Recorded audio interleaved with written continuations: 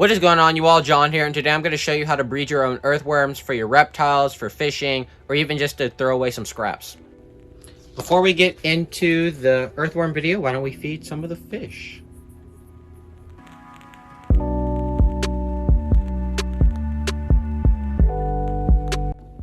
Alright, so earthworm breeding. Earthworms are, as you all know, worms, and honestly, this will work with red worms as well.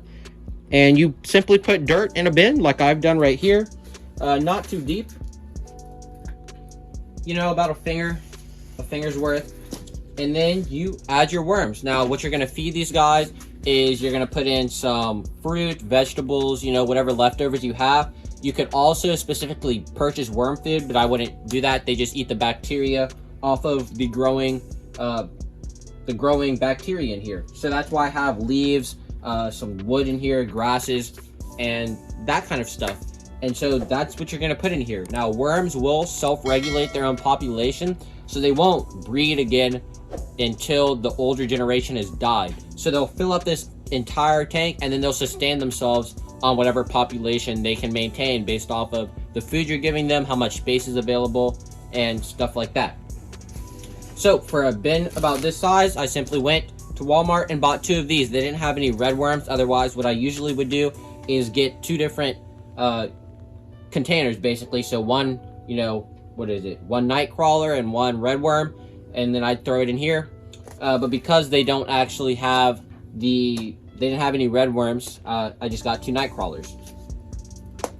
So to get these guys to breed, you're gonna need to have the soil most moist. So I need to go ahead and do that. You want to have some drops come out when you squeeze.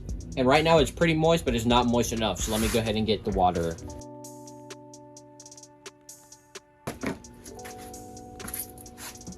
After you add the water, you're going to want to mix it up. So when earthworms breed, they lay cocoons, kind of like an egg casing basically, for a bunch of worms. And so those won't hatch unless it's humid enough, and they won't breed unless it's humid enough. So by adding that water, you're keeping that humidity level up, and therefore you're going to allow them to breed. And that's basically just the gist of breeding earthworms. I'm going to go ahead and add these guys.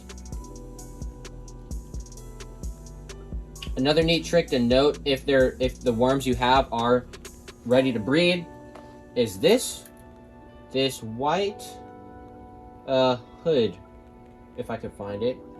I don't believe this one has it. I'll find one of these worms that do have it and then show you all. Here it is. This worm right here has it. This is called the clitellum, I'm pretty sure. And it's basically like an egg casing. It shows that the worm is ready to breed. And it's just like a little band across the head section. So I'm not sure how inbreeding works with worms. I don't think there's actually even been any research on it.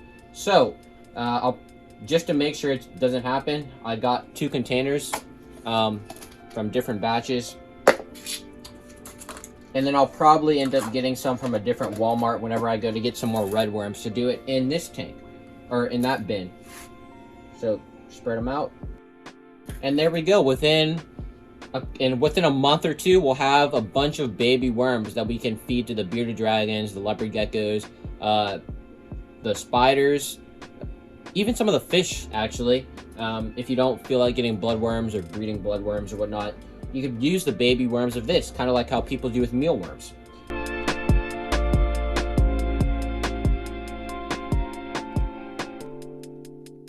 While I'm running the time lapse of the worms, the bearded dragons are trying to get to them.